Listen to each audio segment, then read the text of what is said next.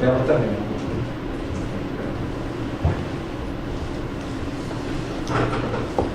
Bem, boa tarde.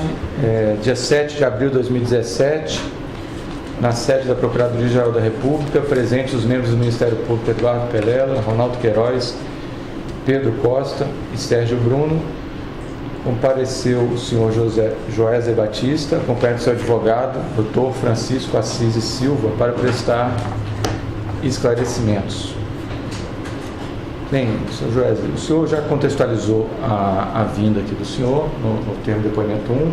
Nesse termo de depoimento 2, nós gostaríamos que o senhor abordasse especificamente essas provas que o senhor nos apresentou, especificamente as recentes gravações que o senhor nos forneceu agora. Eu queria que o senhor fizesse isso de uma ordem cronológica e contextualizasse em que situação, em que contexto se dá essas gravações.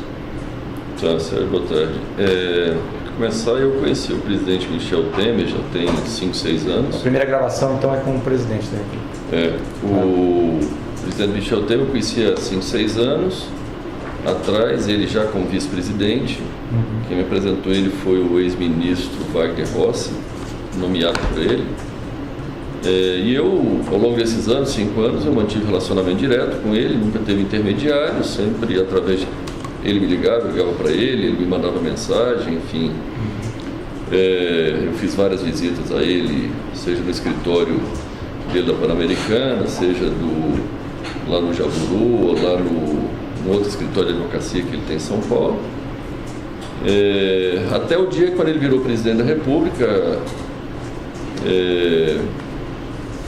daí para frente, o então ministro Gedel, que eu já conheço de longa data, me procurou e me disse que mantivesse a continuidade do contato com o presidente se daria através dele, pelos motivos óbvios da agenda do presidente Michel passar a outra condição agora.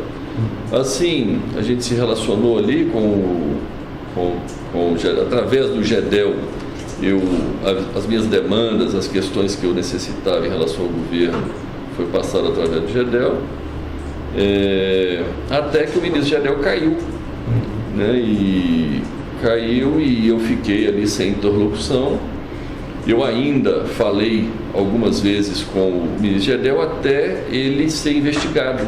Quando ele passou a ser investigado, aí eu como investigado também, eu não pude mais falar com o Gedel, pela proibição da justiça. Foi onde eu procurei o Rodrigo Rocha Louro, perguntando para ele, dizendo que queria tomar um café com ele para discutir, que eu queria trocar ideia com o Rodrigo, que eu precisava falar... Só fala para a gente, quem que é o Rodrigo Rocha Louro? Ele ocupava o cargo no governo? Rodrigo, ele é um suplente de deputado, ele é suplente do ministro da Justiça, ao Serralho, né?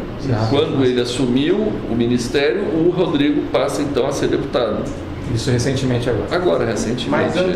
Mas quando eu liguei para ele ainda estava no Palácio. Ele era para o cargo disso? Eu não sei oficialmente, ele é assessor da presidência. Assessor do Michel.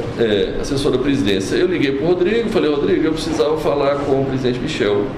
E aí, isso era um sábado, aí passou um pouco mais tarde, ou no dia seguinte, o Rodrigo me ligou, até me comentou que o Michel teria me ligado. Eu olhei no meu celular, tinha realmente uma ligação de Brasília, 061, às 5, 6 horas da tarde. Eu não conferi se essa ligação era dele, mas eu imaginei que sim. Mas no domingo, o Rodrigo me sugeriu que a gente tomasse um café no lobby de um hotel, na segunda-feira. Na realidade, eu não conheço, não tinha intimidade nenhuma com o Rodrigo. Eu me encontrei com o Rodrigo, mas eu sempre soube que ele é assessor, enfim. Se você lembrou do nome do hotel? É no Fazano, aqui do centro de São Paulo. No hotel Fazano, no lobby, encontrei era meio-dia, ele até se atrasou um pouquinho, chegou meio-dia e 15. E ali eu não tinha intimidade com o Rodrigo e não sabia o que eu poderia conversar com ele, o que eu não poderia. O que eu pedi ao Rodrigo, falei, Rodrigo, eu repeti essa história, pedi a ele que, olha, eu precisava falar com o presidente Michel para dar continuidade à minha agenda aqui das questões que a gente sempre tratou lá atrás. Ele imediatamente já me disse que poderia ser no dia seguinte, terça-feira à noite, lá no Jaburu, e realmente aconteceu. Ele falou, pode se preparar que você encontra com ele terça-feira à noite lá no Jaburu e tal, eu organizo a forma de você entrar lá de forma discreta. E nesse dia no almoço, o Rodrigo tentou conversar comigo, explorar o que seria, mas como eu não conhecia o Rodrigo, não tinha intimidade nenhuma de conversar nada com ele, eu me ative a esperar, então, ir lá no dia seguinte falar com o presidente Michel. Na realidade, Sérgio, a gente vem, esse negócio das gravações, a gente vem fazendo alguns registros, entendeu, de reuniões e de coisas aí, e essa foi uma delas que eu particularmente registrei em áudio, porque eu achei que seria importante, enfim, estar registrando aquela reunião. E o senhor, que dia que foi essa reunião do Palácio? Então eu falei ao telefone no sábado, dia 4 de março, dia 6, que era uma segunda-feira, eu estive lá no Fazano com o Rodrigo, dia 7 à noite no Jaburu, 10 horas da noite, no Jaburu com o presidente Michel. Aí depois do presidente Michel me autorizar que a pessoa seria o Rodrigo, eu tive mais 2 encontros com o Rodrigo, na semana seguinte, um dia 13 e um dia 16. Essa primeira reunião no Palácio, o senhor conversou em linhas gerais o que com o presidente? Então, em linhas gerais, eu até levei uma agenda, eu fui lá no intuito de saber basicamente o seguinte. Primeiro, voltando um pouco atrás, tem o problema do Eduardo Cunha e do Lúcio Funaro, né? Que o Lúcio Funaro é o operador financeiro do Eduardo, do esquema PMDB da Câmara, né? O esquema PMDB da Câmara é composto pelo presidente Michel, Eduardo, enfim, alguns outros membros. Eu fui lá dizer que, olha, o Eduardo está preso, o Lúcio está preso, e a gente paga lá uma mensalidade para o Lúcio, até hoje, e... Paga apenas para o Lúcio ou paga também para o Eduardo? Não, para o Lúcio é uma mensalidade, para o Eduardo foi um montante. A gente, depois que ele foi preso, a gente pagou 5 milhões de um saldo de dívida que ele tinha créditos, supostos créditos, né, por ilícitos lá de propina, que tinha ficado num saldo anterior. Isso é relacionado àquele esquema do FGTS? Não, esse era 20 milhões que é relacionado à renovação do incentivo da desoneração tributária do setor de frango, que na época o Eduardo Cunha tramitou essa prorrogação e pediu lá 20 milhões para que isso acontecesse. Enfim, na realidade eu achava que era 15, depois ele disse que era 20, então por isso ficou esse saldo de mais 5. E aí eu fui lá falar com o presidente exatamente isso, que tinha acabado o saldo do Eduardo, que eu tinha pago tudo, estava tudo em dia, mas tinha acabado. Por outro lado, que eu seguia pagando o Lúcio R$400 mil por mês, e eu queria informar isso a ele e saber a opinião dele, né? Foi onde, de pronto, ele me disse que era importante continuar isso, e, enfim. E quando o senhor mencionou... Só um minuto. O FGTS, a propina paga anterior, já tinha sido acertado? Já tinha, isso é uma planilha antiga que chegou a valores... Esses valores existiram, foram pagos. Sim. Era pago a propina do FGTS para o Eduardo Cunha, era paga através do Lúcio. Era a planilha que eu chamava de planilha do Lúcio, né? Naquilo se creditava tudo, seja relativa ao Ministério da Agricultura, seja relativa à Caixa Econômica, seja relativa a esses negócios da Câmara. Só para eu entender essa situação, esses valores mensais que o senhor paga e continua pagando isso ao Lúcio, e o valor que pagou ao Michel é para quê? Para garantir um silêncio deles? Qual é a razão disso? Então, agora, ultimamente, esse é que estava sendo o problema, é para garantir o silêncio dele, para manter eles calmos, né? Para manter o Lúcio calmo lá na penitenciária, e o Eduardo também, né?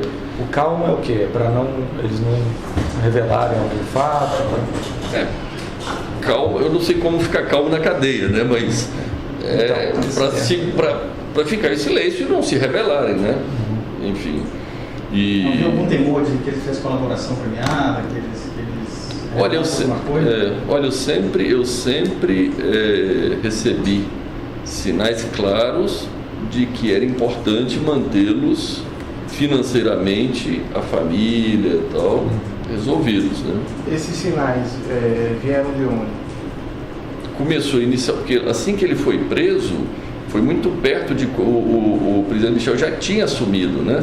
Foi inicialmente através do Gedel, e aí, quando o Gedel foi investigado, não podia conversar mais com ele, eu fui lá falar com o presidente. E quando o senhor falou que estava cuidando, eu não lembro a expressão que o senhor usou, do Lúcio e do Eduardo, o que o presidente falou? Eu ouvi do presidente claramente ele dizendo que era importante manter isso. Enfim, a primeira missão minha lá era essa, era ir lá saber dele se o compromisso ainda era necessário, né? Ele me disse de pronto que sim. Tanto em relação ao Eduardo quanto ao Lúcio. Ele sabe quem é Lúcio. Sim, quando eu falei Lúcio, ele achou que era o Lúcio, irmão do Gedel. Eu ainda disse, não, presidente, não é o Lúcio Vieira Lima, é o Lúcio Funaro. Ah, tá, entendi. Aí foi onde ele disse, não. Ele fez algum comentário em relação ao Eduardo Cunha, a essa postura do Eduardo Cunha de... Ele fez um comentário, aquele questionário, que o Eduardo fica fustigando ele e tal. Eu entendi aquilo como um reforço à necessidade de eu manter, vamos dizer, financeiramente, né?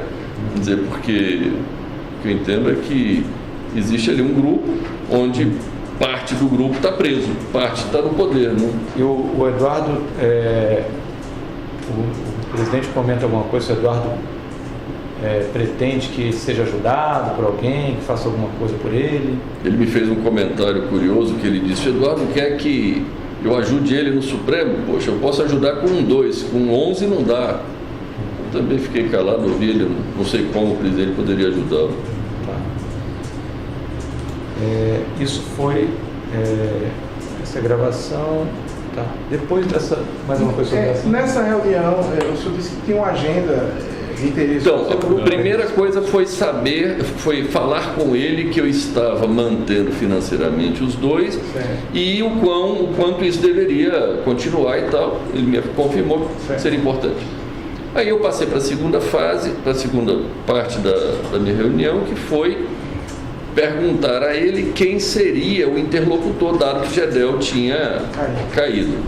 Ele me disse que era o Rodrigo Rocha Louras, e eu ainda falei para ele, ainda perguntei para ele, falei, presidente, mas todos os assuntos, que a gente conversa assuntos, né, tem assuntos íntimos, né? Ele me disse com a palavra, o Rodrigo é da minha mais estrita confiança. Aí, depois dessa palavra, né, eu disse, tá bom, então, da agora para frente, não lhe incomodo mais, sigo falando com o Rodrigo.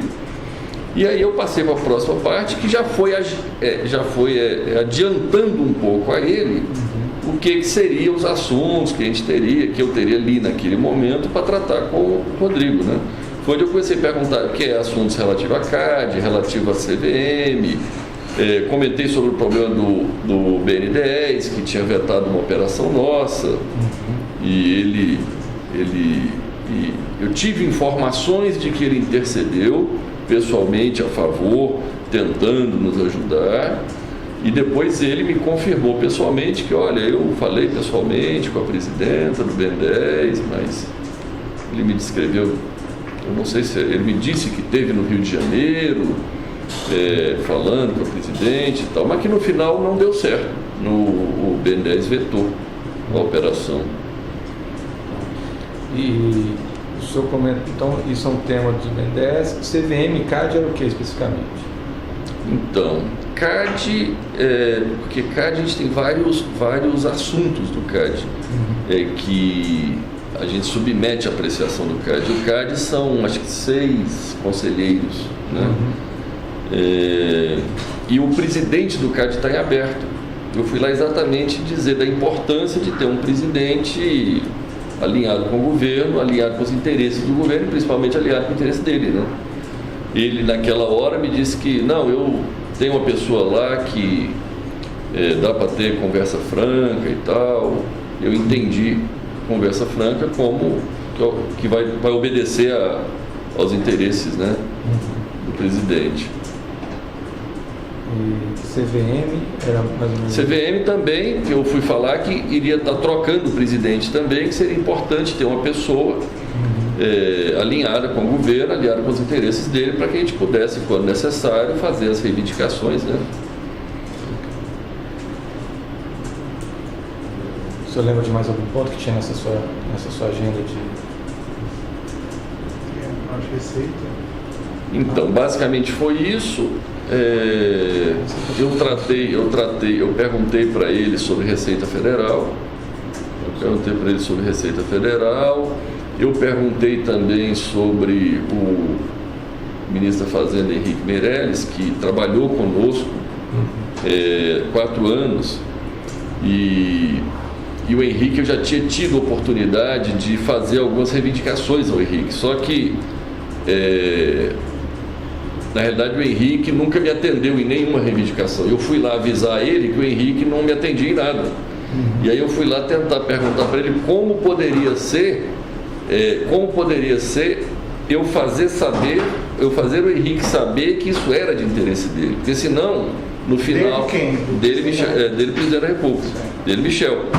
Porque eu falo com o Henrique e as coisas não acontecem. Aí eu disse, olha, presidente, nós vamos combinar algum jeito que eu peço as coisas para o Henrique e, de alguma forma, o senhor fique sabendo, o senhor vai lá e mande ele fazer. E assim se deu um pouco a conversa em torno disso e assim ficou combinado. Ele falou, pode falar com o Henrique, você me avisa o assunto ou até mesmo qualquer assunto que o Henrique vier falar comigo sobre você de interesse seu, já pode avisar para ele que tem o meu apoio. Enfim, eu fui alinhar essa parte aí desse relacionamento que não estava andando. Eu fui avisar ele que esse negócio não estava andando e como poderia andar. E basicamente acho que encerrei minha conversa com ele, combinando como poderia ser as próximas visitas, que tinha funcionado super bem ali, que eu entrei dando o nome do Rodrigo, né? Eu nem dei meu nome, ele até me perguntou se deu seu nome, eu falei, não dei, passei à noite, só abri o vidro, falei que era Rodrigo, entrei, parei direto na garagem e ele me atendeu ali no porão mesmo ali do Palácio do Jaburu, combinei isso com ele, enfim, e basicamente foi isso. Ok. E podemos passar para o segundo dia? O segundo evento. O segundo evento foi o quê? Um encontro com o Rodrigo? Enfim, dado isso... Que aí o senhor falou que ele avalizou o Rodrigo... Isso, ele avalizou e disse que o Rodrigo era a pessoa da mais estrita confiança dele. Eu falei, não, então tá bom, então eu vou seguir os meus assuntos com ele e assim que eu achar necessário e importante, eu volto aqui a falar contigo. Eu registrei eu gravei essa minha reunião, assim como, enfim, gravei a do Rodrigo, as outras, e na realidade eu quando gravei lá, eu não imaginava estar usando isso, né, para provar amanhã o que, mas se é necessário, nós vamos. Né? E quanto a essa segunda? Então, aí foi terça-feira eu tive com o Michel, com o presidente Michel, aí eu fui, passou a semana, eu me encontrei com o Rodrigo dia 13, na segunda-feira, na minha casa, 3 horas da tarde. A sua casa localizada em? No Jardim Europa. São Paulo. São Paulo, isso. Ele foi lá em casa, 3 horas da tarde, e eu comecei as tratativas com o Rodrigo. Eu disse, Rodrigo, já que o presidente me perguntou como foi a reunião, eu disse, foi muito boa, tratei, estou mandatado aqui a falar contigo, você é a pessoa da mais estrita confiança do presidente Michel, então vamos seguir. Eu peguei a lista de assuntos, que era o CAD, CVM, por aí vai, Receita Federal, Expliquei, fiz um apanhado geral de quais eram as demandas, e o mais iminente ali era a questão do CAD, que tinha uma reunião logo em seguida e tal. Eu falei, Rodrigo, vamos focar na questão do CAD, a gente resolve o CAD e depois a gente vai para as outras demandas. Só uma pergunta, isso foi dia 15? Dia 13, uma segunda-feira. 13. Isso. Essa é a que está apresentada? Essa é que está em casa. Aqui não trouxe. Aqui eu não trouxe a do Fazão. Não trouxe a Fazão. Essa é na casa, tá? Lá em casa, dia 13, foi onde eu comecei as tratativas iniciais mais macro e fiquei combinado de dia 16 ir na casa dele, já com as questões mais específicas, detalhadas. Então deixa eu entender, a conversa com o presidente foi dia? 7 à noite, terça-feira. 7 de março. A primeira conversa com o Rodrigo foi segunda, 6. Eu tive na terça-feira à noite, com o presidente Michel, 7. Aí eu tive na outra segunda, o Rodrigo esteve lá em casa. Dia 13. Aí eu tive na casa do Rodrigo dia 16, quinta. Isso. Aí quinta eu tive lá com aqueles mesmos assuntos mais detalhados. Eu levei 2 casos específicos, que era o caso do CAD e o caso da Receita Federal. Onde a questão do CAD basicamente é porque a gente está reclamando no CAD contra a Petrobras, que a Petrobras exerce na nossa visão, um monopólio do gás boliviano. E nós temos uma termoelétrica que vive do gás boliviano. A Petrobras tem um contrato onde ela tem a preferência total de todo o gás. E ela compra todo o gás e eu fico sem o gás para rodar, para funcionar a térmica. É uma térmica grande, de 480 megas. Localiza onde? Em Cuiabá. O senhor explicou isso para o Rodrigo, o que ele fez? Ele entendeu perfeitamente, ele fez várias perguntas, ele se interessou, ele foi bem diligente, entendeu perfeitamente. E depois quando estava claro para ele o que era a situação, ele ligou para a secretária dele, pediu para conectar com alguém do CAD que eu não conhecia. Ele até botou em viva voz para me ouvir. E ele falou com, acho que é Gilvando, uma coisa assim. Falou do caso, explicou e tal, e explicou que seria importante olhar com carinho a questão. Explicou como ia ser as reuniões e tal. E, assim, para mim ficou claro ali que a coisa ia andar, né? Aí quando ele desligou, ele me falou, ele entendeu a ligação. Essa decisão do CAD poderia representar um benefício econômico? Então, eu expliquei a relevância dessa decisão. A relevância dessa decisão é entre a planta não funcionar, ficar parada, ou seja, não gerar nenhum resultado, ou gerar... A planta, só para ficar claro, a planta é a usina. É uma usina termoelétrica. É a termoelétrica de Cuiabá. Tá. Ela entre e ficar parada ou funcionando, ela pode... Eu expliquei isso para ele. Pode ganhar 1 milhão, 2 milhões ou até 3 milhões por dia, né? Eu estava falando ali para ele entender a relevância do assunto, né? Ele entendeu. Eu expliquei que tem 2 situações. Tem uma que é vender no curto prazo, que é spot, energia spot, que é no PLD do dia. E tem outra que é a intenção até, que é fazer um contrato de longo prazo de venda e um contrato de longo prazo de compra de gás. Só que, enfim, infelizmente as coisas ultimamente, ou faz vários tempos, não funciona se você não entrar em acordo com o político e acertar uma propina e acertar um preço para as coisas andarem. Mesmo coisas do nosso dia a dia, porque nós temos a termoelétrica, é nossa, o gasoduto é nosso. Tudo que eu queria na minha vida é que a Petrobras não existisse na minha vida. Eu falo sempre para a Petrobras, se você não existisse na minha vida, eu estava bom, porque eu não preciso da Petrobras, não preciso do governo brasileiro, não preciso de nada. Eu só preciso que você não compre todo o gás e deixe inclusive nós temos acordo de compra de gás com o boliviano. Só que o boliviano, a Petrobras puxa tudo, a gente fica sem. Aí o senhor está falando da estimativa que pode gerar de... Aí eu expliquei para o Rodrigo exatamente 1 milhão, 2 milhões, 3 milhões, no intuito, porque é o seguinte, a planilha do Eduardo acabou, a planilha do Lúcio acabou de ir. No intuito de que nós temos que viabilizar para mantê-los lá, para manter a família do Eduardo, a família do Lúcio, tem que fazer mais negócio, que tem que prometer mais propina, que tem que reservar mais, né? E dentro desse contexto eu estava dizendo o potencial que daria, que no curto prazo, aí eu falei para ele que podia pagar 5%, o qual ele concordou.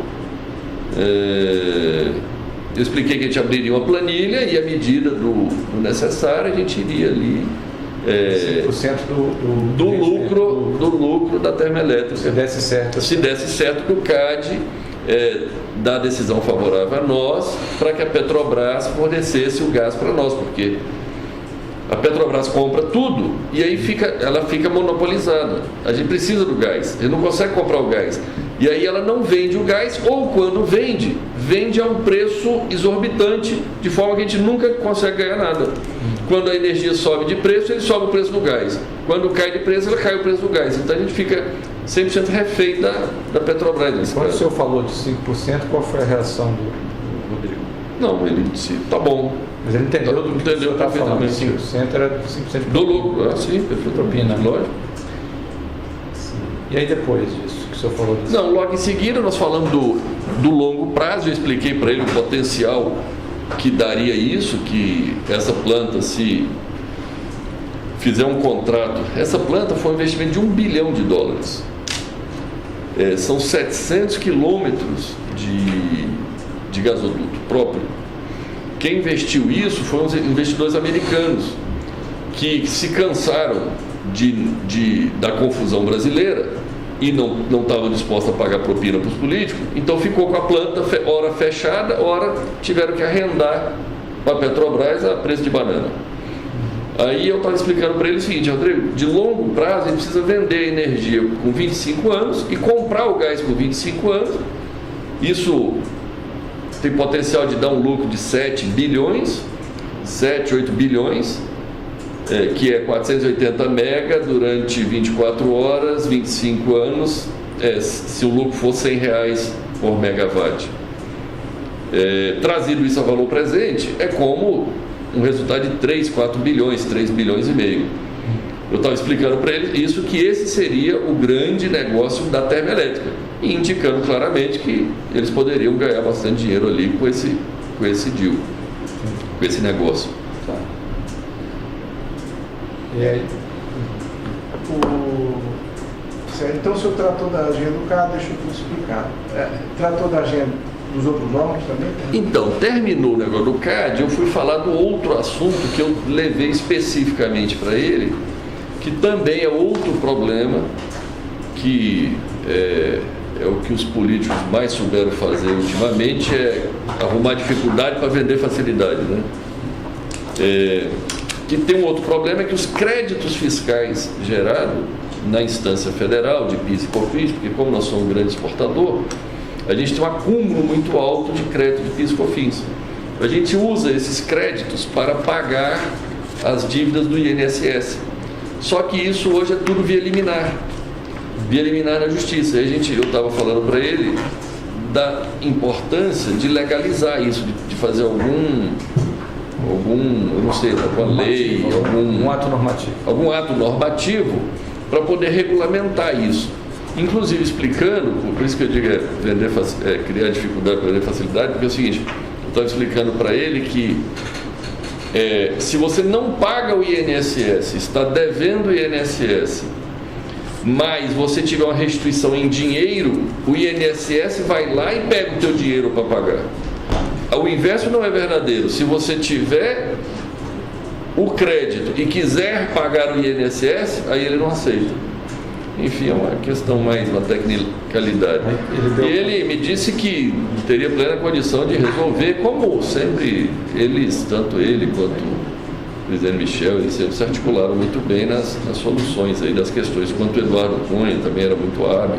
A solução seria ele deu alguma sugestão de como é que seria? Eu não entendo muito bem de legislação, mas ele me falou lá algumas ações que ele poderia tomar, que ele tinha gente lá, que ele poderia Eu viajar. já conhecia esse assunto, esse tema. Ele já conhecia, ele sabia desse assunto, ele até me comentou que esse assunto já estava na Câmara, já tinha na Câmara um assunto relativo a isso. Mas tinha outras pessoas pleiteando, outras esse assunto. Então eu não me recordo. O senhor tratou da CVM também? Então, da CVM eu perguntei para ele, da CVM eu não tinha nem tenho nada específico hoje lá, eu expliquei isso para ele. Mas eu falei para ele exatamente da necessidade de ter um presidente alinhado com os interesses do PMDB da Câmara, do presidente, enfim. Ele falou que, ele na hora pegou o telefone, ligou para o secretário, esqueci o nome, acho que é o segundo ali do Ministério da Fazenda, e aí botou no Viva Voz também, falou, explorou, o secretário disse que já tinha nomeado, já tinha escolhido o nome da pessoa, e que seria nomeado logo em breve. Eu percebi que o Rodrigo não conseguiu avançar muito mais com esse secretário, eu acho que ele não tinha a mesma intimidade com esse secretário do que demonstrou com o outro do CAD, né? Então ali ele ficou mais contido. Aí ele desligou e ainda disse, eu não quis perguntar quem era, o nome do... Ele não revelou o nome. Não. E aí ele também não teve, acho que não teve coragem, de perguntar quem era o nome ou tal. Ele faz ele ligar assim, no Viva Voz, e colocar para você ouvir. Olha, eu fiquei surpreso, viu? O senhor interpreta isso como? Queria mostrar que estava... Como eu não conhecia ele, né? O que eu entendi é que ele estava querendo me mostrar que ele era muito bom articulador que ele era... Porque eu não conhecia ele, eu tratava com o Eduardo antigamente, tratava, né, depois do Eduardo, Eduardo Cunha. Eduardo Cunha. O que eu entendi é que ele queria mostrar o quão proativo ele era, né? O quão eficiente, talvez. PGFN, o senhor tratou? Tem algum problema? Então, não, quando a gente fala da Receita, é a PGFN. É Procuradoria Geral Fazenda Nacional. E toda essa história que eu te contei é da PGFN. Quando fala Receita, é PGFN. Entendo.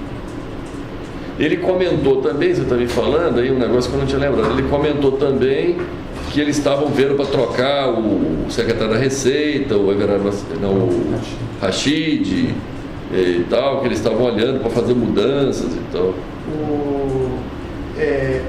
Vocês conversaram também, o senhor falou que conversou sobre a situação do Eduardo Cunha e do Bolsonaro com o presidente Michel Temer. Você também conversou com o Rodrigo Loures sobre essa situação do Funaro e do Eduardo Cunha? No dia na casa dele, eu sempre, no dia na casa dele, depois que eu falei lá da propina dos 5%, da planilha que a gente abriria e tal, quando a gente estava saindo, eu voltei a falar com ele, com o Rodrigo, que o Lúcio tinha até ficado nervoso essa semana e tal. Ele falou, mas nervoso por quê? Eu falei, não, porque atrasamos o pagamento para pagar e tal. Eu falei, mas não tem porquê. Enfim, eu expliquei para ele, eu disse, mas já está tudo calmo, tudo tranquilo. E ele me perguntou do Eduardo, eu disse, não, o Eduardo está lá, está calmo, enfim, não tenho notícia dele, está tudo bem. Enfim, aí terminou meu encontro. Mas isso foi no mesmo contexto, então, ele também havia essa preocupação de deixar calmo o Eduardo e o Lúcio. Ele perguntou alguma coisa, como é que eles estavam?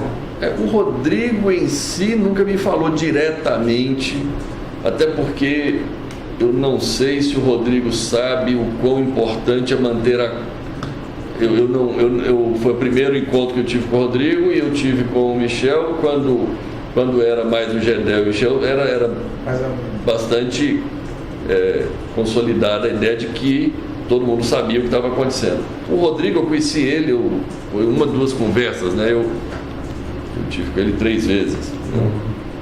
Enfim, porque eu não me relaciono com o Rodrigo, né? 100% do meu negócio é com o presidente Michel.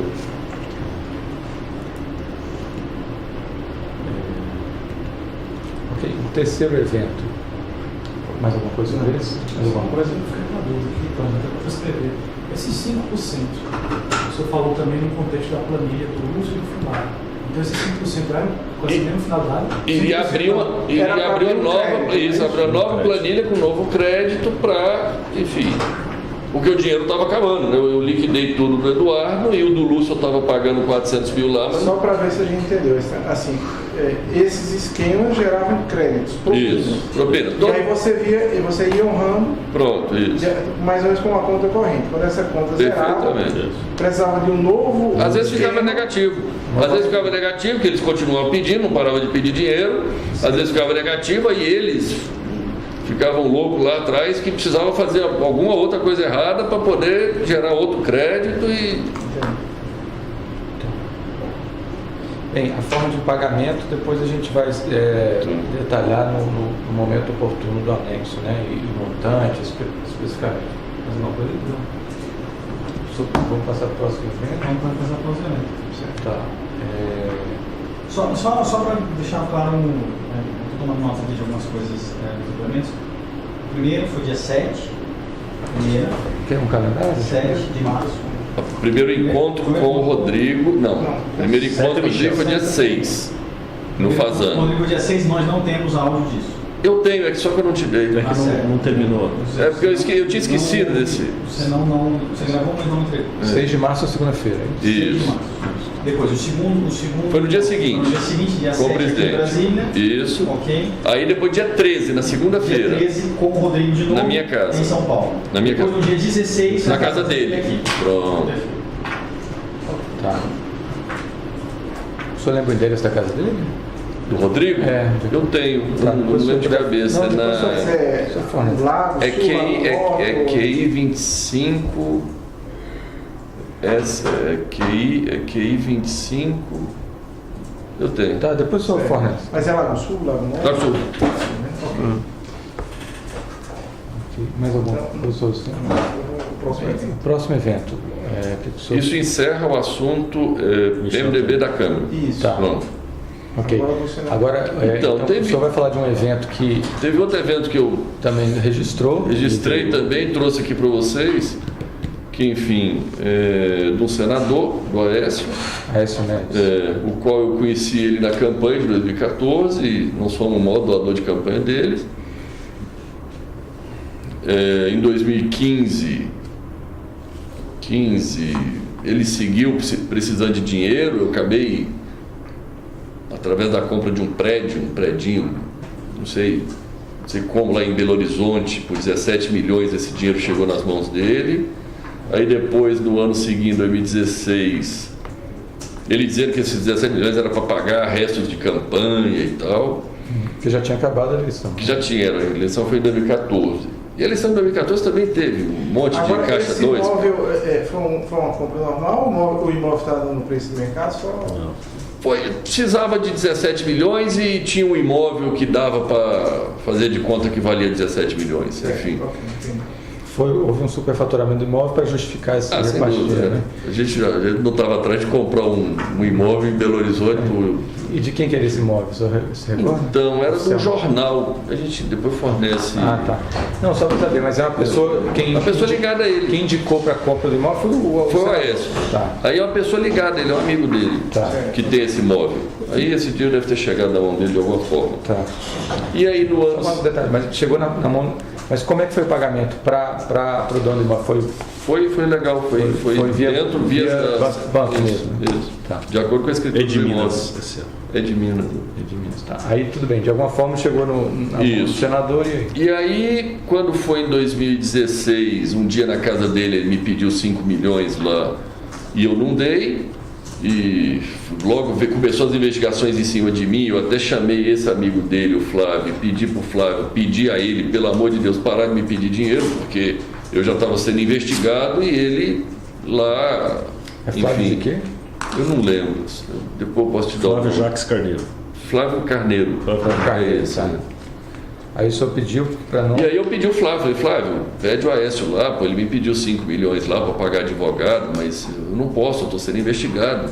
Já tinha começado a ser investigado na CEPS. Sim, uma operação Aí, CEPS. aí ele foi, acho que falou com a Aécio, tanto é que o Aécio parou de me ligar, nunca mais me ligou. Aí quando foi Aí tinha sumido, o Aécio tinha sumido. Quando foi agora em janeiro ou fevereiro, em fevereiro, eu recebo, enfim, uma ligação de um amigo em comum. Fevereiro de 2017. Isso.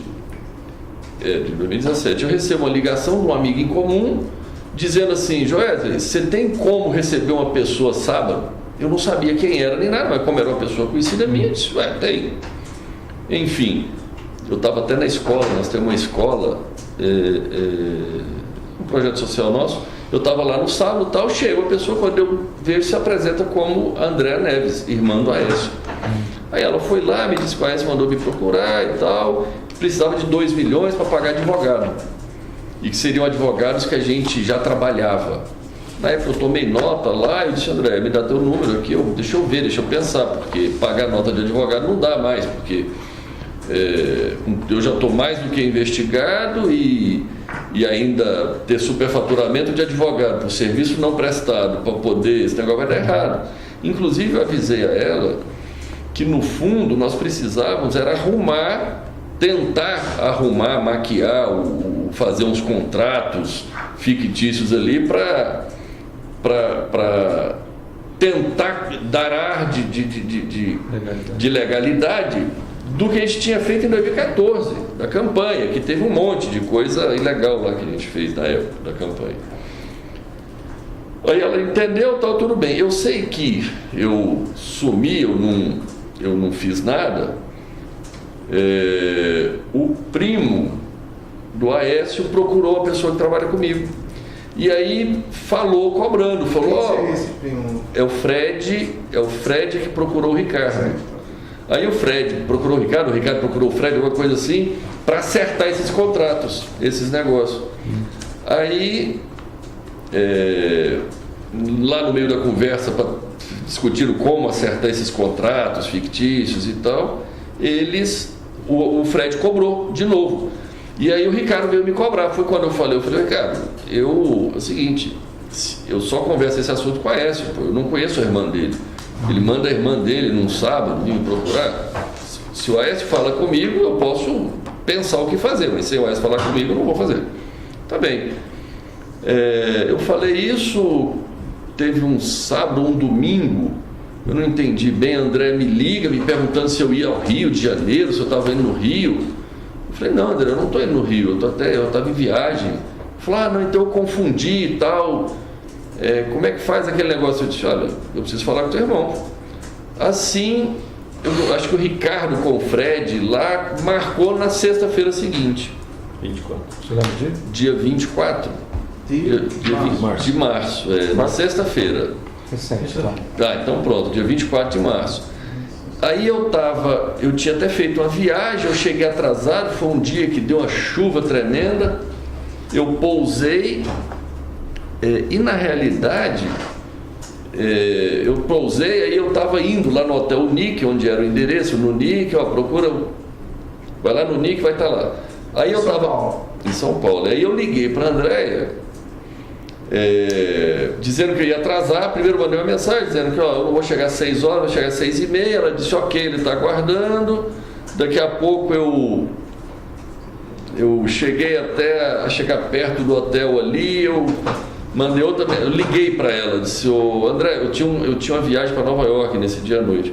Falei: André, eu acho que não vou conseguir ir lá encontrar o Aécio, porque eu tenho uma viagem para Nova York e eu estou enrolado aqui. E ela no telefone se mostrou exaltada, dizendo: não é possível, tal, não me fala isso. Aí eu falei: não, tudo bem, deixa eu ver se atraso meu voo para Nova York, eu vou lá. O senhor tem registro essa ligação para ela? Eu tenho mensagem de texto, e ligação deve ter as ligações, eu tenho a mensagem que eu mandei para ela, que ela me mandou. O senhor vai fornecer isso para nós? Com certeza. Aí eu falei: tá bom, então eu vou lá. Cheguei lá, já tinha uma pessoa, devia trabalhar com ele, me esperando. Eu subi no quarto, no 7º andar. Aí cheguei lá, enfim, ele estava meio exaltado, acho que falando com algum repórter, porque alguém... Uma coisa, quando o senhor subiu direto ou se identificou na... Não, eu subi direto. Tinha alguma pessoa me esperando lá na porta já do hotel. Quando eu cheguei, essa pessoa que eu não conheço, deve trabalhar com ele, já me levou direto, subiu, eu não fiz registro nenhum. O senhor chegou com o seu carro? Com o meu carro, parei no valet e subi. Tá. Aí subi, fui direto lá, cheguei lá, ele estava meio exaltado, acho que falando com algum repórter, algum jornalista sobre algum problema, acho que sobre a delação da Odebrecht. Aí desligou e tal, ainda reclamou que o pessoal da Odebrecht delatou ele e tal. Enfim, eu fiquei calado. Ele sentou, acalmou um pouco lá e aí se deu, nós começamos a conversar. E qual foi o primeiro ponto do diálogo da conversa?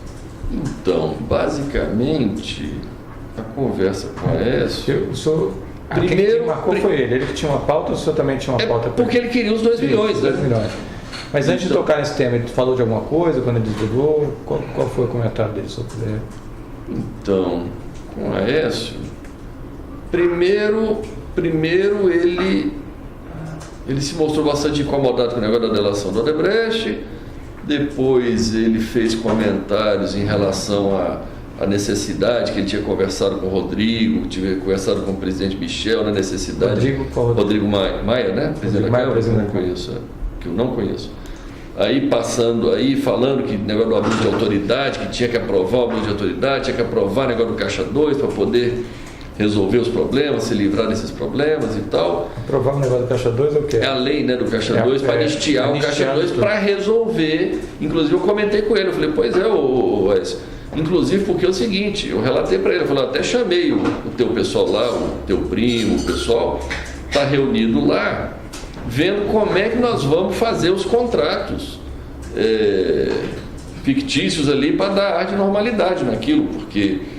Enfim, eu expliquei para ele que tem vários, tem de publicidade, tem de pesquisa, tem de toda a natureza.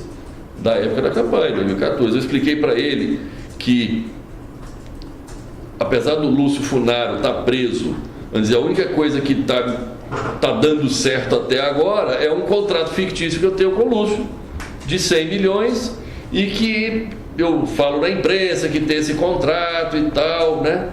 Enfim...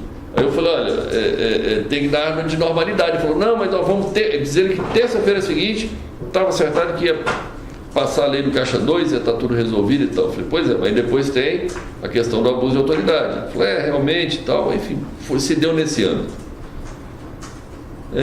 Logo em seguida eu falei para ele agora dos 2 milhões, eu expliquei para ele que não dá para pagar advogado, que ia ser remontar mais problemas. Eu sugeri ele de pagar em dinheiro. Eu falei para ele, falou, mas como paga? Eu disse, se for você que vai receber, eu pago pessoalmente. Se for alguém, eu mando alguém. Se for alguém que trabalha contigo, eu mando alguém que trabalha comigo. Resolvendo ali, ele nominou que seria o Fred, queria cuidar disso, terminado. Fred, o primo dele, terminada a história dos 2 milhões, que ia ser tranches de 500 mil por semana. Seriam 4 pagamentos de 4 500 pagamentos de 500, isso. Não semanais consecutivos, porque a gente tem dificuldade de arrumar dinheiro, tanto dinheiro assim. Aí, então deixa para marcar, mas tem uma periodicidade já definida ou não? Não. A semana liga, combina. É combinado entre você e o Aécio ou entre eu e o Aécio, que está combinado. A operacionalização se dá com o Fred e o Ricardo. Tá. Isso. Agora o Aécio não se mete mais porque a decisão foi tomada. Foi tomado 2 milhões, vai ser em dinheiro, vai ser o Fred, vai ser o Ricardo. Aí os dois se acertam. Tá. Desse valor, já houve algum pagamento? Teve acho que um. Teve o primeiro. O acerto foi dia 24. Dia 24. Esse primeiro pagamento, você sabe quanto foi? Acho que foi ontem. Ontem. Se concretizou mesmo? Tá. Quem fez o pagamento da sua parte? Foi o Ricardo. O Ricardo, que vai no seu depoimento ainda, né? Esse dinheiro, como é que foi? O senhor sabe detalhes? Como é que foi gerado o dinheiro? E foi em espécie, né? É espécie, recebimentos nossos. A gente recebe muito, a gente recebe na Coronel, mas recebe em espécie. E onde é que foi pago isso? Em que local? Puxa, eu não sei os detalhes, Vamos tem que pegar ver com com o Ricardo, Ricardo. tá? Eu estava viajando, estava fora do país. O que mais que foi tratado nessa? Enfim, Aí eu tenho uma questão. Esses 2 milhões, a irmã relata que era para pagar um advogado que ele estava precisando, ou era para receber por intermédio do advogado. O que eu quero dizer é o seguinte, ele já chegou a pedir dinheiro para pagar a dívida de campanha, etc. Esses 2 milhões, ele disse para ele que ele ia usar, não, ou os advogados seriam um instrumento Eu não sei. Tipo. para transitar esse dinheiro? Mas quando pede sempre é para pagar alguma coisa, pelo que você falou, né? Ou é a dívida passada de campanha, para financiar a campanha. Me corrija se estiver errado, o senhor falou mais cedo que era para inserir isso numa nota de advogado que já trabalhava com o senhor. Isso, para pegar um advogado que já trabalha conosco. Superfatura? Superfatura, põe mais Mas R$1 milhão. Isso. Só que isso aí eu não aceitei. Ele falou, não, isso não dá. Vamos tentar pagar. Seriam os advogados? Eu não lembro de cabeça. Se for importante, eu tento pegar. Se eu puder trazer depois quem seriam os advogados. Então. Ele me falou na época, eu não sou ligado a ele, eu não conheço os O advogados. Ricardo sabe? Pode ser que saiba, tem que perguntar para ele. Então tá. Mas aí Você tem lembra se esse nome está mencionado nos áudios? Não lembro, acho que não. Tudo bem. Se depois quiser consultar também. Nós verificamos. Outra coisa. Qual Porque eu nem dei assunto ao advogado, porque a gente já está cheio de problema nas notas passadas, né, precisando, enfim, aí falou, pô, eu não posso gerar mais problema ainda. Tá. Qual o tema que foi tratado nessa conversa? Depois do 2 milhões? Pronto. Aí encerrou então a questão do 2 milhões, eu fui perguntar a ele, consultar a ele sobre a Vale. Porque na realidade, deixa eu voltar um ponto aqui, quando a irmã dele me pediu 2 milhões... Já que o outro tema passado, porque ele chegou a comentar de duas leis. Uma seria a abuso de autoridade. Lei de abuso de autoridade, que tinha que aprovar. E a falou que também. E a do Caixa 2. E a do Caixa 2, que era uma anistia geral. Pronto, e tal. O que mais que ele falou? Estava sendo feito de que forma e se está sendo feito, se está sendo concretizado, em que pé que está isso? Ele me disse que queria ser votado esse negócio terça-feira, que já tinha conversado com o Rodrigo Maia, que tinha falado com o presidente Michel Temer. Ele disse que estava articulado. Dizia ele que não fazia outra coisa a não ser isso, a cuidar dessa situação. Da tentativa de aprovar essas duas leis. Né? E ele falou mais como é que seria feito, especialmente essa da anistia Essa da anistia seria para pagar, para tentar minorar os efeitos inclusive dessa delação da Odebrecht que o senhor comentou. Isso. Ele deu mais algum detalhe de quem mais estava inserido nesse contexto de aprovação de medidas legislativas? Não me recordo. Então, voltando, qual o segundo tema que o senhor estava mencionando? Eu interrompi. Então, passo essa questão, porque voltando lá, o dia que a André me procurou, ela me pediu esses 2 milhões e me pediu, e me falou que precisava de outros 40 milhões. E que os 40 milhões, a mãe dela tinha um apartamento no Rio de Janeiro, se eu não queria comprar esse apartamento para poder, e parece que o apartamento existe realmente, e ela queria, eu não sei se vale os 40 milhões. Mas aí, eu nem fui lá, nem nada, isso aí eu não Esse apartamento seria de quem? Isso que é da mãe dela, onde a mãe dela mora. Mãe dos dois, né? Isso, é a mãe deles. E eles estariam precisando de 40 milhões e sugeriu que comprasse um apartamento da mãe com 40 milhões. Parece uma história similar. É similar ao do prédio. Do prédio de Belo Horizonte. Similar ao do prédio. Sim, ela aí, por causa dos 40 milhões, eu falei para o Aécio, eu fiquei sabendo que você é que está nominando o presidente da Vale. Companhia Vale. Ex-Vale do Rio Doce. Isso, ex-Vale do Rio Doce. Aí ele foi e me confirmou, disse, realmente, é isso mesmo. Aí eu falei, olha, tem uma pessoa que é o Dida, que é o ex-presidente da Petrobras, que é o ex-presidente do Brasil. Edmar Bendini, Bendini. Qual é o nome dele? Aldemir Bendini. Aldemir Bendini, isso. Conhecido como Dida. Dida. Eu falei, a André tinha me falado dos 40 milhões, negócio do apartamento. Agora tem aí a presidência da Vale. De repente, você nomina o Dida e que lá com o domínio da Vale, a gente de repente resolve o problema dos 40 milhões, porque deve ter muito negócio ali na Vale para fazer. Ou seja, faria mais ou menos o que o senhor já narrou da usina, da Caixa Econômica, era fazer um negócio e gerar uma propina. É como o Brasil funciona hoje. Os políticos, não existe nenhum outro interesse de nenhum político indicar um cargo se não for para receber vantagem financeira através do receber propina ali por malfeitos. Enfim, isso aconteceu na Caixa, isso aconteceu no FGTS, isso E aconteceu... o Bendini foi um nome que o senhor indicou, então, porque ele é uma pessoa que trabalharia nessa Não, linha. eu estava falando isso num contexto de possibilidade de fazer. Aí eu falei, vamos fazer, porque aí ao invés de eu comprar o apartamento, a gente constrói, tal, tudo bem. Aí na hora de pronto ele disse assim, não, mas não pode, porque eu já nominei. Eu já coloquei uma pessoa lá, não posso te falar o nome, porque... Colocou ele, na verdade já tinha indicado. Já tinha indicado, não tinha saído ainda. Era sexta-feira, disse que o nome ia sair segunda-feira, e parece que saiu mesmo. Aí foi, segunda-feira, saiu o nome, aí eu entendi o que foi o presidente lá, voltando. Aí eu falei para ele, aí ele falou, não, aqui não dá. Que o presidente tal, diz ele que...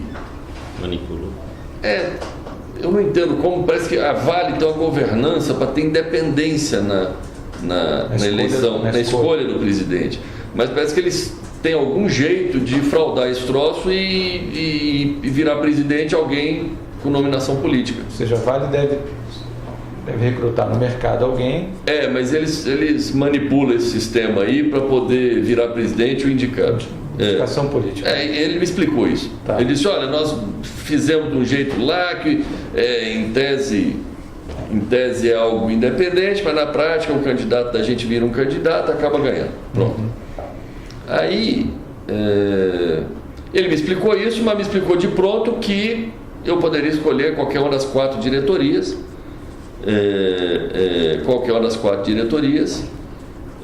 que eu escolhesse lá e tal, que botava quem eu quisesse, se fosse o Dida, eu botava o Dida, ou pronto. Enfim, aí eu não conheço a Vale, eu não conheço a diretoria. Eu falei, isso tá bom, deixa eu pensar. Aí ele fez muita questão de dizer, esse negócio de 40 milhões esquece, fala pro Dida esquecer disso. É o seguinte, todo o meu assunto é com você, falando em relação a mim. Todo assunto, acerto, eu não quero ter relação em contato com outra pessoa, quero, vamos dizer, nesse contexto, eu falei, não, tá bom, tá bem, já entendi. E aí ficou assim, o negócio da diretoria da Vale para poder ser, de repente, a solução para gerar o tal dos 40 milhões e coisa. E basicamente acho que no geral foi isso. Aí depois então, tem que pegar o áudio e lembrar de outros detalhes. Mais alguma coisa? Valela? Pedro? Eu só tenho, na verdade, uma dúvida. Lá atrás, voltando ao primeiro tema, você falou que tinha um esquema PMDB da Câmara. Isso. Lá atrás, no primeiro tema. Isso. Na hora que eu estava dando notas aqui, me passei. O senhor falou que havia alguns envolvidos, que eu sabia. Nominou o presidente Michel Temer e nominou mais algumas pessoas. E de nada, o senhor tem conhecimento de quem seria que participaria disso? Então, eu posso falar só dos que eu efetivamente fiz negócio, que é com o presidente Michel, com o Eduardo e com o Lúcio. Só para Eduardo Cunha. Eduardo Cunha e Lúcio Funaro. Isso é do que eu tenho conhecimento. Ok. Agora, que eu tenho conhecimento também, que o Michel Temer foi quem, o presidente Michel é quem nominou Wagner Rossi na época, e ele é que nominou todos os ministros da Agricultura até antes da Cátia Abreu. Foi a nominação dele. Eu ouço na imprensa que o ministro Eliseu Padilha, que eu nunca tive, eu conheço ele, mas nunca tratei de nada ilícito com ele. Aí tive já eu conheço o Moreira Franco, a minha vista aqui é o grupo do presidente Michel, né, que é o Moreira, Eliseu Padilha, o Gedel, o que eu ouço na imprensa, né? Agora, negócio, desse grupo, o negócio era através do Eduardo Cunha. Entendi. Tem mais um ex-parlamentar desse grupo? O senhor já teve algum tipo de negócio com o ex-deputado Henrique Eduardo Alves? Não, também não. Mas eu sei que é do grupo. Né? Eu ouço falar e sei, já ouvi deles ali. Né? Na realidade, complementando aqui, tá? Eu ouvi isso, não é só da imprensa, né? Eu já ouvi isso deles. Deles, né? Tá? De que esse é o grupo deles. Entendi. Só para finalizar, já que a gente está falando de relação pessoal, o Lúcio o senhor conheceu como? Conheci em 2011 através de um amigo em comum, que foi assim que eu dei entrada no pedido do FIES-FGTS. Na época eu achei que tinha sido uma coincidência. Hoje eu acredito que não foi coincidência. Eu dei entrada no pedido do financiamento do FIES-FGTS, eu não conhecia o Lúcio nem ninguém. Na semana seguinte aparece um amigo em comum, foi lá no meu escritório e disse: Joesley, eu tenho uma pessoa querendo te conhecer. Aí foi lá, me apresentou, falou: esse rapaz chama Lúcio Funaro, ele quer te conhecer, eu não sei o que é. Saiu da sala e me deixou sozinho com o Lúcio. Aí o Lúcio veio dizer: você deu entrada lá no FIES-FGTS, no pedido, eu tenho como lhe ajudar, eu tenho pessoas lá e tal, e se referiu a Fábio Cleto. Fábio Cleto, tá. Foi daí para frente que isso acabou virando o modus operandi do Lúcio e do Eduardo, e que eu entendo do grupo ali, que ficam mapeando aonde você faz negócio, negócios legítimos seu no dia a dia. Vou dizer, esse negócio do FIES-FGTS, nós construímos a fábrica. A fábrica existe, construiu, não foi desviado o dinheiro, a gente paga o juro, está lá. Só que, assim como os outros, eles ficam mapeando aonde é que você tem problema, onde é que você tem negócio, eles vão lá, criam um problema, criam dificuldade, você faz um acerto com eles, aí a coisa anda. Basicamente esse é o modus operandi dessa turma. Alguma coisa? Não, mais nada. Pedro? O senhor quer construir? Tá. Então, o senhor quer falar mais alguma coisa sobre esse tema? Porque a gente ainda depois tem outros... Não, tem mais alguma gravação que o senhor queira mencionar? Não. Tá. Então vamos encerrar esse termo 2, dia 7 de abril de 2017.